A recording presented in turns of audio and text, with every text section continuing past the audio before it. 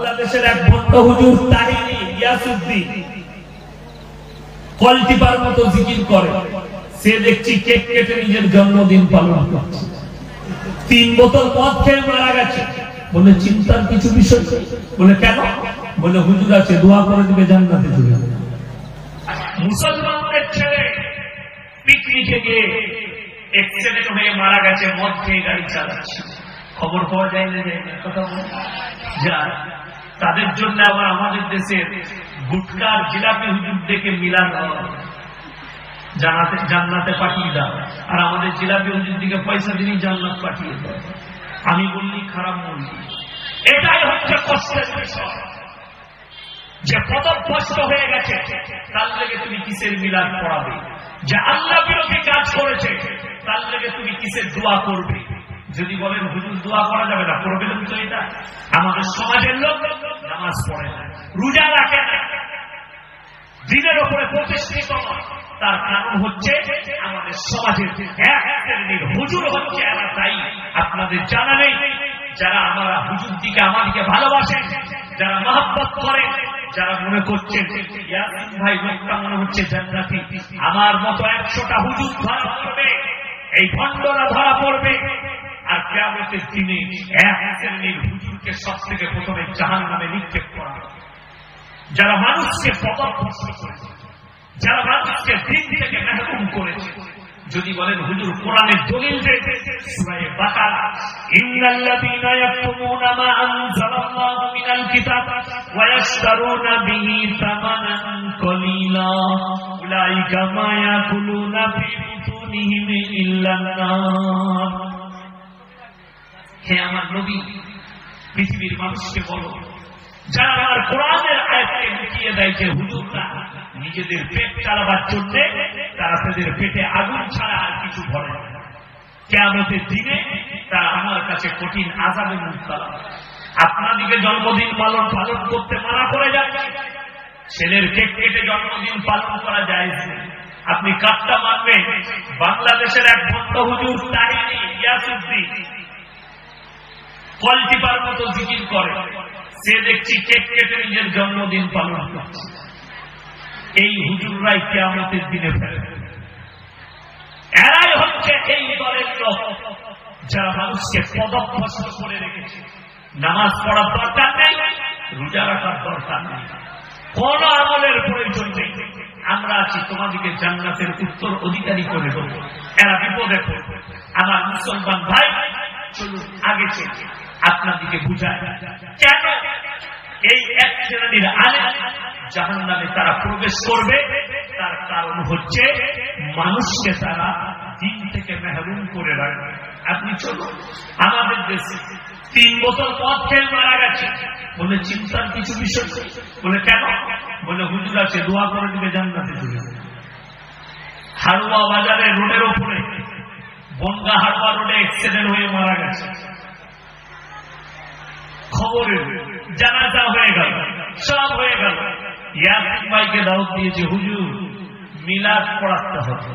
কোন অসুবিধা নেই, দেশি মুরগি দিয়ে ভাত দিবে। পোল্ট্রি খাই না, দেশি করবে। আপনি দেশি মুরগি করেছেন হুজুরের লেগে, আমার জন্য আমি দোয়া করব। চলে এলাম, মিলাদ হয়ে গেল। এরপরে দোয়া চলছে। আমার মুসলমান ভাইয়েরা, যখন দোয়া চালু হলো, আমি বললাম, ওগো আল্লাহ, তুমি এদিকে জান্নাতুল ফিরদাউস দান করো। এই তুমি চালু করছো কেন? করো না, তোমরা পাগল, কথা মানো না কেন? সবগুলো ছুটে ফেলে যা করা বন্ধ। রেকর্ডিং করতে দিয়েছি, 2টো মোবাইল লাগাতে মারা করছি, তুমি তো মারা করার পর আবার লাগাচ্ছ। তুমি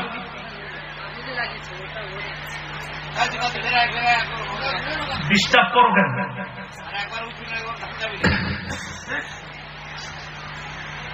আমাকে দোয়ার জন্য দাওয়াত দিয়েছে, আমি দোয়া করছি, আল্লাহ তুমি আগে শহীদের মর্তবা দাও, আল্লাহ তুমি জান্নাতুল ফিরদাউস দান করো। হয়ে গেল মিলাদ। হুজুর আমি খেতে বসেছি। বাবা কি করে অ্যাক্সিডেন্ট হলো? বা বলে হুজুর বিরাট বিপদ, 3 বোতল মদ খেয়ে অ্যাক্সিডেন্ট করেছে। আমি তোবা তোবা, কাকে জান্নাতে দিলাম? 3 বোতল মদ খেয়ে অ্যাক্সিডেন্ট করেছে, হুজুরকে দিয়ে দোয়া করিয়েছে, আমি জান্নাতেও পাঠিয়ে দিলাম, শহীদও করে দিলাম। জীবনটা পদের ভাটিতে কাটিয়েছে, তার লেগে আমাকে পয়সা দিয়ে দোয়া করাচ্ছেন যেন হুজুর জান্নাতে চলে যায়। আমি আসি 5টা পয়গম্বরের আপনাদেরকে দৃষ্টান্ত দিয়ে যাব। কটা বললাম? কটা? 5টা পয়গম্বর। নবীরা জান্নাতি না জান্নাতি নয় বাবা? জোরে বলুন। নবীরা জান্নাতি, নবীরা নিসবা। সেরকম 5টা পয়গম্বরের দৃষ্টান্ত দেবো। ভাইরা মায়েরা ভালো করে শুনবেন। 1 নম্বরে আমার নবী, আপনার নবী, বিশ্ব নবী জানাবে মুহাম্মদুর রাসূলুল্লাহ। সকলে একবার বলুন না জোরে, সাল্লাল্লাহু আলাইহি ওয়াসাল্লাম। আল্লাহর নবীর কাছে খবর এলো, ইয়া রাসূলুল্লাহ, ইয়া হাবিবাল্লাহ, আপনার চাচা যান যেন অসুস্থ অবস্থায় আছেন, তিনি যেন মারা যাবেন। নবীজির কাছে খবর এসছে। আমার নবী বিশ্ব নবী ছুটে গেলেন কোথায়? চাচা জানের বাড়িতে। আর চাচার হাত দুটো ধরে বললেন, ওগো চাচা, একবার কলমাটা পড়ে নিন, আমি আল্লাহর কাছে কেঁদে কেঁদে আপনার জন্য ক্ষমা চাইব। আল্লাহর নবীর চাচা উত্তর দিলেন, হে আমার ভাইপো, আমি যদি বার্ধক্যে কলমা পড়ি, লোকে বলবে মৃত্যু ভয়ে কলমা পড়েছে, আমি কলমা করতে পারবো না। অস্বীকার করে দিলেন। নবীজি চোখে পানি। আমার আল্লাহ জিবরিল আমিনকে পাঠালেন কোরআনের আয়াত, ইন্নাকা লা তাহদি মান আহবাবতা ওয়ালাকিন্নাল্লাহা ইয়াহদি মান ইয়াশা। হে আমার বিশ্ব নবী, সকলে বলুন হিদায়াতের মালিক কে? আরো জোরে বলুন কে? হিদায়াতের মালিক হচ্ছে আমি আল্লাহ। হিদায়াতের দপ্তরটা আমার হাতে। হে নবী, আমার ইচ্ছা নেই, তাই তোমার চাচা কলমা করতে পারবে না। নবীজির চোখ দিয়ে পানি এলো, নবীজির গালের গুড়া দিয়ে পানি গড়িয়ে এলো চাচার জন্য। আল্লাহর হাবিব সাল্লাল্লাহু আলাইহি সাল্লাম আল্লাহ বলে দিলেন, আমি হিদায়াতের দপ্তর আমার হাতে, আমার ইচ্ছা নেই, তোমার চাচা কলমা করতে পারবে না। চাচা যান মারা গেলে, দুনিয়া ছাড়লে। এরপর আল্লাহ নবী আবার বললেন, ওগো আল্লাহ, তুমি আমাকে যতদিন না নিষেধ করছো, আমি আমার চাচার জন্য কেঁদে কেঁদে তোমার কাছে ক্ষমা চাইব। নবীজি কাঁদতে লাগলেন তার জন্য, চাচার জন্য। আল্লাহ, আমার চাচাকে ক্ষমা করে দাও, আমার চাচাকে ক্ষমা করে দাও। আল্লাহ, তুমি না নিষেধ করা পর্যন্ত আমি আমার চাচার জন্য দোয়া চেয়েছিলাম। আমার আল্লাহ রাব্বুল আলামিন আবার জিবরিল আমিনকে পাঠালেন। কোরআনে আছে, আল্লাহ বললেন, মা কানা লিন নাবিয়্যি ওয়াল্লাযীনা আমানু আইয়াস্তাগফিরু লিল মুশরিকিন ওয়ালাউ কানু উলি কুরবা। মা কানা লিন নাবিয়্যি, হে আমার ভাইরা শোনো, আল্লাহ এখানে শুধু নবীকে নসিহত করেননি, নবী এবং মুমিনরা শুনে নাও।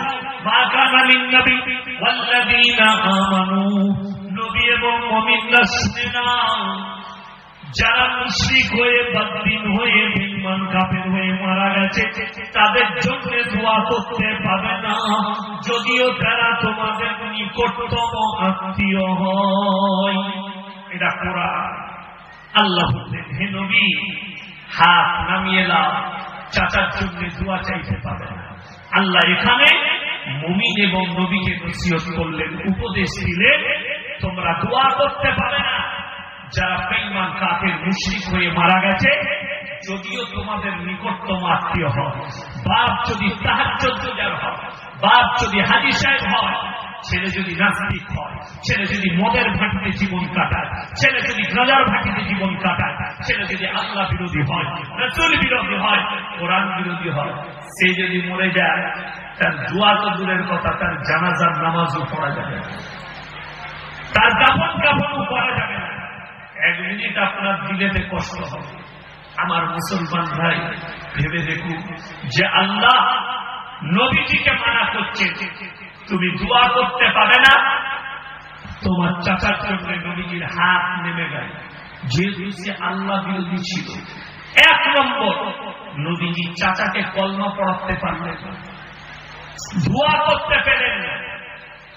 আপনি ডিসকাস করুন, তুমি জীবনে কোনদিন আল্লাহ আল্লাহ রসুলের নাম লাও না, বদদিনের উপরে কাটিয়েছ, মদের ভাটির উপরে কাটিয়েছ। তুমি মনে করছো হুজুর ভাড়া করে দোয়া করে পার করি? ওই ধান্দা চলে গেছে। এখন যুবকরা মানুষ এখন বুঝতে শিখেছে, সে যুগ পেরিয়ে গেছে যে হুজুরদের আমার গ্রামে আমার ভাই হয় আছে। সে একদিন মাদ্রাসায় আমাকে কি বলছে জানেন, আমাকে বলছে আমার তো চিন্তা, তুমি আমার ভাই হও আর আমার আব্বাজিকে মামা বলো। তো বলে মামা আছো, তুমি আছো, কিয়ামতের দিনে তোমাদের জামার পেছনটা ধরে চলে যাবে। আমি তো হাদিসটা জানি বলে, আমি কিয়ামতের দিনে নারী পুরুষ উভয়ে উলঙ্গ অবস্থায় থাকবে। আল্লাহ পোশাক পরাবেন কখন? জান্নাতীদিকে জান্নাতের পোশাক পরানো হবে আর জাহান্নামীদিকে জাহান্নামের পোশাক পরানো হবে। সেখানে কোনো কাপড় থাকবে না। এই মর্মে একটা কথা বলি, মায়েরা শুনবেন। মা আয়েশা সিদ্দিকা রাদিয়াল্লাহু তাআলা আনহা নবীজির কাছে কাঁদলেন, ইয়া রাসূলুল্লাহ, কিয়ামতের দিনে নারীদের ইজ্জতের কি হবে?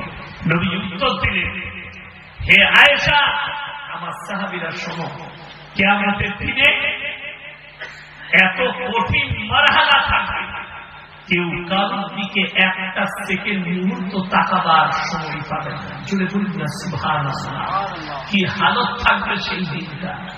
তো ধর্মী কোন জায়গাটা? এই ধান্দাবাজিটা ছাড়তে হবে যে হুজুরের ন্যাস ধরে পেরিয়ে যাবে। নবীজি নিজের চাচাকে কলমা পড়াতে পারলেন না, নবীজি দোয়া করতে পারলেন না। ইয়াসিন, তোমার মতো ফুটো হুজুর দোয়া করে তুমি মাতালকে জান্নাতে দেবে? তুমি গাঁজাখোরকে জান্নাতে দেবে? বেঈমান হয়ে মারা গেছে তাকে তুমি জান্নাতে দেবে? যদিও মুসলিম ঘরের ছেলে হয়, যদি প্রকাশ পেয়ে যায় এই ছেলেটা নাস্তিক, এই ছেলেটা খারাপ, এই ছেলেটা আল্লাহ বিরোধী, এটা যদি প্রকাশ পেয়ে যায়, তার বাবা মা, তার পরিবারের কাছে, সমাজের কাছে তার জানাজার নামাজ পড়ানো যাবে না। জেনে শুনে যদি কোনো ইমাম পড়ায়, সেই ইমাম সাহেব গুনাহগার হয়ে যাবে।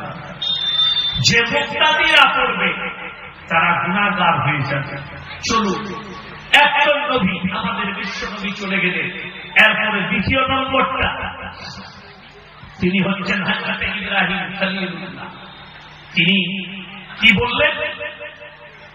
কিয়ামতের দিনে ইব্রাহিম নবী আল্লাহর কাছে প্রার্থনা করবেন, ওগো আল্লাহ, আমি আমার আব্বা জানের জন্য আপনার কাছে একটুকু আবেদন নিবেদন করতে চাই। আল্লাহ বলবেন, হে আমার ইব্রাহিম, কোরআনের রিওয়ায়েতে আছে, দুটো পায়ের মধ্যখানে লক্ষ্য করো। ইব্রাহিম নবীর বাপ বীর্য আকারে রক্ততে লুটোপুটি খাবে কিয়ামতের দিনে। তোমার অনুরোধ রাখা হবে না। কেন? ইব্রাহিম নবী কি বাপকে দাওয়াত দেয়নি? দিয়েছে, কোরআনে আছে। আল্লাহ কোরআনে বলেন, সূরা মারিয়াম, ওয়াসকুর ফিল কিতাব ইব্রাহিম ইন্নাহু কানা সিদ্দীকান নবিয়্যা। হে নবী, ইব্রাহিমের কথা বলো, ইব্রাহিম একজন আমার সত্যবাদী নবী ছিল। তুমি পৃথিবীর মানুষকে ইব্রাহিমের কথা বলো। আল্লাহ ওই মাধ্যমে শুনালেন। ইব্রাহিম নবী নিজের বাপকে দাওয়াত দিলেন কিসে? إذ قال لأبيه يا أبت لم تعبد ما لا يسمع ولا يبصر ولا يغني عنك شيئا। হে আমার ইব্রাহিম, হে নবী বলে দাও। ইব্রাহিম নবী নিজের আব্বাজানকে দাওয়াত দিচ্ছেন, হে আমার আব্বাজান, আপনি কাদের উপাসনা করছেন? হাত পা নাড়তে পারে না, কথা বলতে পারে না, নিজস্ব কোনো ক্ষমতা নেই, আপনি কাদের উপাসনা করছেন? इब्राहिम नबी बात बोले, हमारे माबूदों के बारे में अगर और कुछ कहा तो तुमको मर्डर कर दिया जाएगा, তোমাকে হত্যা করে দেওয়া হবে। ইব্রাহিম নবীকে তার আব্বাজান হুমকি দিলে, যাদের হাত পা না। ইব্রাহিম নবীর বাপের তিনটে কাজ ছিল, কটা বললাম? তিনটে। মূর্তি তৈরি করা, মূর্তি বিক্রি করা, আর মূর্তির উপাসনা করা। এই তিনটে কাজ ইব্রাহিম নবীর বাপের ছিল।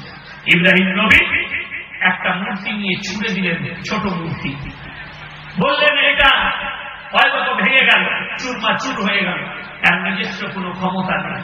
আপনি কেন একে রব হিসাবে মানছেন? আমার আল্লাহকে বিশ্বাস করুন, আমার উপরে কলমা পড়ুন। আজকে আমার মুসলমান ভাই, আল্লাহ ওপরে বিশ্বাসের থেকে বেশি আমাদের সমাজের লোক আল্লাহ সৃষ্টির ওপরে বেশি বিশ্বাস করছে। আপনাকে দেখিয়ে দেবো বীরভূমে বর্তমানে হাওড়া হুগলি 24 পরগনা গাছের গোড়ায় ঘোড়া রেখেছে, মাটির ঘোড়া, কলমালা একটা চাদর টাঙিয়ে বলছে দিনের কাজ করছি। মানুষ গিয়ে সেখানে সিজদা করছে, মানুষকে ভালো মন্দ চাইছে। আপনাদিকে কোরআন শুনিয়ে যাব। আমার মুসলমান ভাই যাদের বাড়িতে মানে কোরআন আছে, আমাকে গালি দেওয়ার আগে, আমার আগে আমার ছোট ভাই আব্দুল্লাহ জুবে তিনি বয়ান করছিলেন, তিনাকে গালি দেওয়ার আগে বাড়িতে গিয়ে কোরআনটা খুলে দেখবেন, তারপরে গালি দিবেন, তা না হলে আল্লাহর কাছে পাকড়াও হবে। 17 পারা শেষ পৃষ্ঠা, একবারই শেষ রূপ। কত পারা বললাম? 17 পারা, 17, একবারই শেষ রূপ, শেষ পৃষ্ঠা। يا أيها الناس ضرب مثل فاستمعوا له إن الذين تدعون من دون الله لن يخلقوا ذبابا ولو اجتمعوا له وإن يسلبهم الذباب شيئا لا يستنقذوه منه। হে নবী বলে দাও, তোমরা যাদের কাছে ভালো মন্দ চাও, যাদেরকে তোমরা মনে করছো ভালো মন্দের মালিক, তাদেরকে জিজ্ঞেস করো, তারা একটা মাছি পর্যন্ত সৃষ্টি করতে পারে না। মাছি সৃষ্টি তো দূরের কথা, মাছি যদি তাদের কাছ থেকে ছিনিয়ে নিয়ে যায়, সেটা উদ্ধার করার মতো ক্ষমতা নেই। আল্লাহ এত সুন্দর করে বুঝিয়েছে। তোমরা কার কাছে ভালো মন্দ চাও? ইমানদারির সঙ্গে বলুন, আমাদের দেশের হিন্দু ভাইরা তিনাদের ধর্ম পালন করে, মাটির মূর্তি তৈরি করে পুজো করেন, করেন না করেন? আচ্ছা, এটা ইসলামী শরীয়তে জায়েজ না না জায়েজ? না জায়েজ। এটা যদি না জায়েজ হয় তাইলে কষ্ট তো ওই জায়গায় লাগে। মুসলমান গাছতলায় ঘোড়া রেখে সিজদা করছে, এটা কি করে জায়েজ হতে পারে? কথাটা বুঝাতে পারলাম? আমি হুগলি ডিস্ট্রিক্টে এক জায়গায় জলসায় গেছি, তো আপনাদের এখানে ঘেরাবেরা খুব সুন্দর প্যান্ডেল করেছেন, সাজসজ্জা ভালো। সেখানে ফাঁকা ময়দান, গ্রীষ্মের দিন, চৈত্র মাস, তো শুধুমাত্র স্টেজ আছে। তো স্টেজ করেছে একটা বট গাছের পাশে, সেই বট গাছের গোড়ায় ঘোড়া রাখা আছে, পুতুল রাখা আছে, মোমবাতি, আগারবাতি, ধূপবাতি, চাদর লাটানো আছে রাস্তায়। তো আমি গেলাম, আমি স্টেজে চেপে বললাম, বাবা তোমাদের গ্রাম খুব ভালো গো। বলে হুজুর কেন? আমার হিন্দু মুসলিমের মধ্যে মহব্বত আছে, মিল আছে। বলে কেন? আমি এই তো এখানে হিন্দু ভাইরা পুজো করার, তোমরা এখানে জলসা করছো, তো তোমাদের মিল মহব্বত ভালো। একজন বলল, হুজুর ওটা হিন্দুদের নয়, ওটা আমাদের। তারপরে ওখানে কে আছে? বলে ওখানে একজন হুজুর আছে। বলে হুজুরটাকে বার করো, তখন স্টেজে আছে। কষ্ট এটাই লাগে। তুমি বলছো মূর্তি পুজো করা শিরক, তাইলে মাটির ঘোড়া রেখে মাটির ঝিপিটা কি করে জায়েজ হতে পারে? লেখে নিয়ে যান। আপনাদিকে বলে দিই, মক্কা থেকে মদিনা 430 থেকে 450 কিলোমিটার রাস্তা।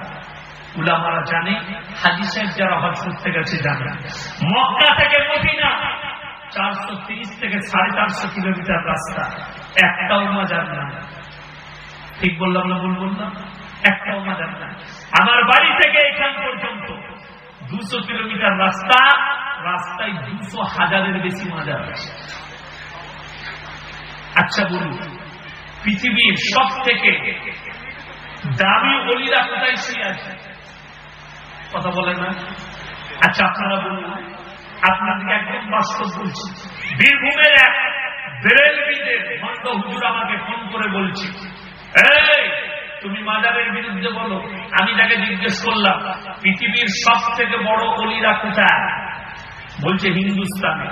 আমি বললাম, তাইলে হযরত আবু বকর সিদ্দিক রাদিয়াল্লাহু তাআলা কে, হযরত ওমর ফারুক কে, হযরত উসমান গনি কে, হযরত শুয়বা কে, হযরত লুতবা কে, হযরত আমির হামজা রাদিয়াল্লাহু তাআলা আনহু যিনি যুদ্ধের ময়দানে শহীদ হলেন, এরা কি? আল্লাহর কসম করে বলছি, পৃথিবীর যতগুলো ওলি আছে, একটাও ওলি হযরত আবু বকর সিদ্দিক রাদিয়াল্লাহু তাআলা আনহুর জুতোর সমতুল্য হতে পারবে। ঠিক বললাম না ভুল বললাম না? ঠিক। হযরত আবু বকরের ঈমান একদিকে, এদের ঈমান একদিকে। আল্লাহর নবী যিনি বলে গেলেন, আমার পরে নবুয়তের দরজা খোলা থাকলে আল্লাহ হযরতে উমরকে নবুয়ত দান করতেন। জোরে বলুন সুবহানাল্লাহ। যারা পৃথিবী তাদের কবর হলো, কবরগুলো মাজার হলো না, তাদের কবরে চাদর চড়ানো হচ্ছে না, তাদের কবরগুলো মাজার না। উহুদের প্রান্তরে যুদ্ধের ময়দানে শহীদ হয়েছেন 70 জন সাহাবীর কবর উহুদের প্রান্তরে। সেখানে একজন শুয়ে আছেন, তিনি হচ্ছেন নবীজির চাচা আমির হামজা রাদিয়াল্লাহু তাআলা, তিনার মাজার না। কিন্তু বড় কষ্ট লাগে, আমাদের দেশে যত মাজার আপনি দেখতে পাবেন, একদম বোম্বে হাজিয়ালি থেকে আপনার পাথর চাবড়ি থেকে শুরু করে আরে বহু এমন মাজার আছে ভেতরে মালই নেই। চলুন কবরে যদি চাদর চড়ানো যায় হতো, আমার নবীর কবরটা আসমান পর্যন্ত হিরে মতি মুক্ত চাদরে ঢেকে যেত। 24 পরগনা থেকে, হাওড়া থেকে গাড়ি ভাড়া করে বউকে সাথে করে নিয়ে গিয়ে আজমির যাচ্ছে, বললে 5000 টাকার একটা চাদর চাপাবো। ওরে হারামখোর, খাজা বাবার চাদরের প্রয়োজন নেই, তোর বাড়ির পাশের গরিব যার গাড়িতে চাদর নেই তাকে একটা চাদর কিনে দে, খাজা বাবা খুশি হয়ে যাবে। ঠিক কিনা কথা বলে? তুমি ঘরের পাশের লোককে চাদর দাও না, গর্ব করে বলছো খাজা বাবার মাজারে আমি চাদর চড়িয়ে এসেছি, সে চাদর কাজেই আসবে না। খাজা বাবা চিনতে পারবে না তোকে, তোর মতো মুরিদকে, এক ওয়াক্তের নামাজ পড়ে না, বলছে খাজা বাবাকে ভালোবাসি, খাজা বাবার জীবনীটা পড়, তোদের জীবন পরিবর্তন হয়ে যাবে। 12 বছরের পর থেকে খাজা মঈনুদ্দিন চিশতি রহমাতুল্লাহ আলাইহি মৃত্যুকাল পর্যন্ত তাহাজ্জুদের নামাজ ছাড়েনি। আর তো হারামখোর বলছে আমি খাজা বাবাকে ভালোবাসি, এক ওয়াক্তের নামাজ পড়ে না, বলছে খাজা বাবা আমাকে জান্নাতে নিয়ে যাবে, তোকে জুতো ঝাঁটা মারবে কি আমাকে, তোর মতো মুরিদ। কষ্ট এটাই, আমাকে লোকে মনে করে পীর বিরোধী বলবি, আমি পীর বিরোধী বলবি নয়, আমি হচ্ছি সিস্টেম বিরোধী বলবি। তোমার সিস্টেম ভুল, আমি তোমার বিরোধী। আজকে বড় কষ্ট লাগে। চল আপনারা বলুন, কবরস্থান পবিত্র জায়গা না অপবিত্র? পবিত্র জায়গা। খাজা মঈনুদ্দিন চিশতি রহমাতুল্লাহ আলাইহি শুয়ে আছেন আজমিরের মাটিতে, তেনার কবরে ফিল্মের আর্টিস্টরা অপবিত্ররা যাচ্ছে, যারা দেহ ব্যবসা করে সেই মেয়েরা যাচ্ছে আশীর্বাদ নিতে। ফিল্মের আর্টিস্টরা যাচ্ছে আশীর্বাদ নিতে, তাদেরকে জিজ্ঞেস করো আপনারা পাক পবিত্রতা কি জানেন? তারা ফরজ গোসলটাই জানে না, অপবিত্র অবস্থায় খাজা বাবার মাজারে ঢুকছে। আর যে খাদিম কটা বসে আছে, এগুলো গাঁজা খোরার মাতাল বসে আছে, যার কারণে এরা বাধা দেয় না। এদের মধ্যে ইসলামী কোনো জ্ঞানই নেই, কোরআন হাদিসের কোনো কালচারই নেই। আমি চ্যালেঞ্জ দিয়ে যাচ্ছি, 24 পরগনার একটা জিলাপি হুজুরকে বলো গুটখাখোরকে, খালি প্রমাণ করিয়ে দেবে। ফেসবুকে এসে কিতাব দেখিয়ে দাও, খাজা বাবা বলে গেছেন আমি মরে যাওয়ার পরে আমার কবরের চাদর চড়াবি, আমার কবরে সিজদা দিবি, আমার কবরে আগরবাতি দিবি, আমার কবরে মোমবাতি দিবি, ছেলে না হলে আমার কবরে ছেলে চাইবি। যদি এটা কেউ প্রমাণ দিতে পারে, আমি ইয়াসিন বাই ক্যামেরা ক্ষমা চেয়ে নেব, আর তোর খাজা বাবার মাজারে ছেলে চাইতে যাব। কষ্টের বিষয় এটা। আপনারা জানেন আমেরিকার সঙ্গে ইরাকের যুদ্ধ হয়েছিল না হয়নি? সাদ্দাম হোসেনকে ফাঁসি দেওয়া হয়েছে। কে দিয়েছে? আমেরিকা। সব থেকে বেশি কুলা বারুদ যেখানে ফেলা হয়েছিল সেটার নাম হচ্ছে বাগদাদ। কোথায় বললাম? বাগদাদ। এই বাগদাদে শুয়ে আছেন বড় পীর আব্দুল কাদের জিলানী রহমাতুল্লাহ। আচ্ছা আপনি বলুন, একজন আমাকে ফোন করে বলছে হুজুর আল্লাহ নবী যখন মেরাজে যাচ্ছিলেন তখন তিনি বোরাকে চাপতে পারেননি। বড় পীর আব্দুল কাদের জিলানী রহমাতুল্লাহ আলাইহি তিনি আলমে আরওয়া থেকে কানটা বাড়িয়ে দিয়েছিলেন, কানে পা রেখে বোরাকে চেপেছেন। নাউজুবিল্লাহ বলেন। এই কথাটা যদি সত্য মানতে হয়, নবীকে ছোট করা হলো না বড় করা হলো? ছোট করা হলো। তাইলে জানতে হবে এটাই গুটখাখোর হুজুর বানিয়েছে বাজার চালাবার জন্য, মিথ্যা গল্প এইরকম। আচ্ছা বলুন, যদি নবীজি বোরাকে না চাপতে পারে, গোটা ঘটনাটা কোরআনে আল্লাহ বর্ণনা করলেন, এই না চাপার কথাটা বর্ণনা হতো না? হতো। বড় কষ্ট লাগে। এটা হচ্ছে আব্দুল কাদের জিলানী রহমাতুল্লাহ আলাইহির উপরে তহমত লাগা। বড় পীর আব্দুল কাদের জিলানী রহমাতুল্লাহ আলাইহি বিরাট পাওয়ারফুল। কে বায়ান করছে? জিলাপি হুজুর। কি বায়ান? মুর্শিদাবাদের একজন হুজুর বায়ান করছে। কি জানে? বড় পীর আব্দুল কাদের জিলানী রহমাতুল্লাহ আলাইহি তিনি যখন বাচ্চা ছেলেরা খেলা করে, কেউ মোবাইল নিয়ে খেলা করে, কেউ ক্রিকেট খেলা করে, কিন্তু বড় পীর আব্দুল কাদের জিলানী তিনি খেলা করছেন বাচ্চা ছেলেদিকে নিয়ে। বাচ্চা ছেলেদিকে বলছেন শুয়ে যা। বড় পীর আব্দুল কাদের জিলানী ও বাচ্চা, তিনি বাচ্চা ছেলেকে বলছে শুয়ে যাও। বাচ্চা ছেলে শুয়ে গেল। বড় পীর আব্দুল কাদের জিলানী বলছে মরে যা, মরে গেল। আবার বলছে জীবিত হয়ে গেল। জিজ্ঞেস করুন কোথায় পেলি? উনি নিজেই জানেন না ঘটনা। বড় পীর আব্দুল কাদের জিলানী বাগদাদে শুয়ে শুয়ে ভাববে যে আমি যদি এই সময় দুনিয়ায় থাকতাম এই হারাম করে জুতো মেরে মাথার পাগড়ি খুলতাম। কেউ যোগীর মতো পাগড়ি পড়েছে, কেউ কি বুঝলেন বইয়ের ছায়া রাখতে হচ্ছে মাথায় দিয়ে, যা মন যায় মানুষকে তাই দিচ্ছে। কোন হিদায়তমূলক কথা নেই। মানুষ গুমরা কিসে হবে সেই কথা। আমার মুসলমান ভাই, কবরে যদি চাদর চড়ানো জায়েজ হতো, রসুলের কবরটা আসমান পর্যন্ত হিরেমতি মুক্ত চাদরে ঢেকে যেত। ঠিক কিনা কথা বলে? আল্লাহ নবীর কবরে জায়েজ নেই। পৃথিবীর আর কোন মৌলবি মুল্লা পীর ফকিরের কবরের জন্য জায়েজ হবে না। আল্লাহ নবীর কবরে চাদর চড়ানো চলবে না। পৃথিবীর আর কারোর কবরে চাদর চলবে না। আল্লাহ রসুলের কবরে সিজদা নেই। পৃথিবীর আর কোন মৌলবি মুল্লা পীর ফকিরের কবরের জন্য সিজদা চলবে না। আল্লাহ নবীর কবরে ভালো মন্দ চাইতে পাবে না। পৃথিবীর আর কোন মৌলবি মুল্লা পীর ফকিরের কবরে ভালো মন্দ চাইতে পাবে। আমাদের দেশের কিছু মা, কিছু ভূত, এরা শুনেছে ওই জিলাপি হুজুরের কাছ থেকে, গুটকা করের কাছ থেকে ছেলে হচ্ছে না, বললে চিন্তা নেই, ছেলে যদি না হয় অসুবিধা নেই, তোমরা চলে যাও আজমিরে। 3 দিন আজমিরে শুনে ছেলে হয়ে যাবে। আমরা শুনেছি স্বামীর পাশে শুনে ছেলে হয়। হারাম করে বলছে মাজারে সুগা ছেলে হবে। মাজারে শুনে কখনো ছেলে হবে? এ তো পাগলের কথা। এ তো খাজা বাবার উপরে তহমত দিয়ে, অন্য কিছু নয়। আমি আপনাদেরকে বলতে চাইছি যেটা নিজেদিকে শিরক আর বেদাত থেকে বাঁচাবেন। জোরে বলুন ইনশাআল্লাহ। আল্লাহর কাছে যতগুলো পাপ আছে, সব থেকে নিকৃষ্ট পাপ আল্লাহর কাছে সেটা হচ্ছে শিরকের পাপ। আল্লাহর যে ক্ষমতা, সে ক্ষমতা পৃথিবীর আর কারুর আছে এটা মনে করার নাম হচ্ছে শিরক। যেমন ঝড় দিলে যে গাছটা ভেঙে যাবে।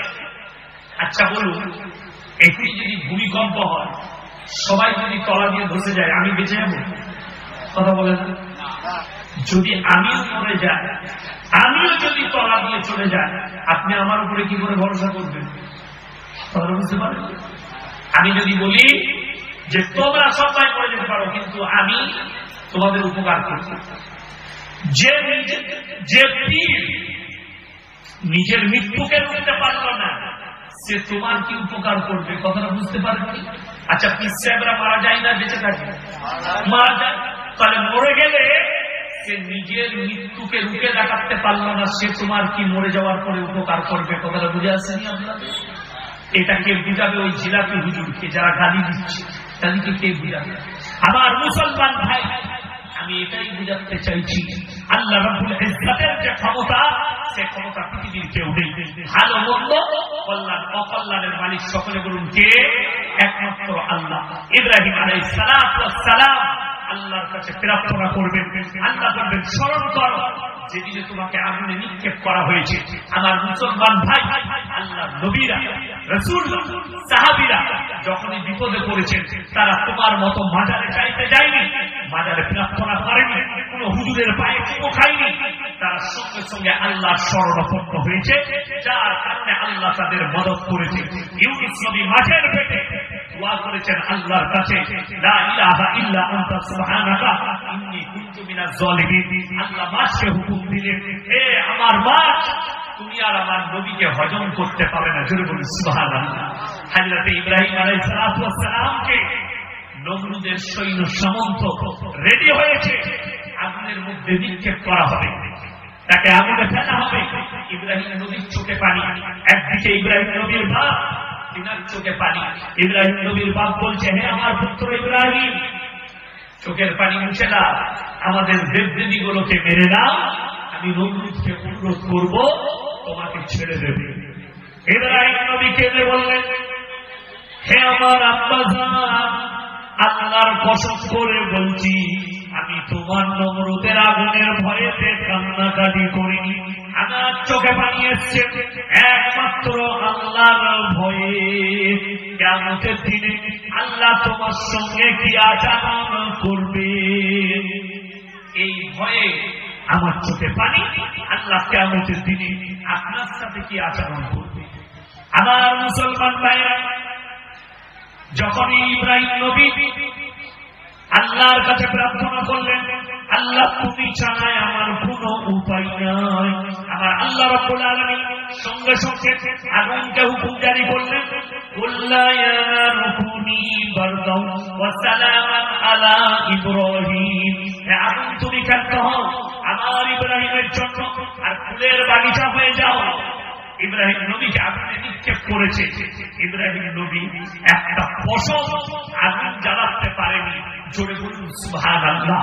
যেহেতু তিনি আল্লাহর কাছে মদদ চেয়েছেন, আর আপনি চাইছেন আল্লাহর সৃষ্টির কাছে। আমার ভাই, আল্লাহর সৃষ্টি, যে সৃষ্টি মারা যাবে, যে সৃষ্টি শেষ হয়ে যাবে, যে সৃষ্টির অতীত বলে কিছু নাই, ভবিষ্যৎ বলে কিছু নেই, সেটার উপরে তুমি বিশ্বাস করেছো।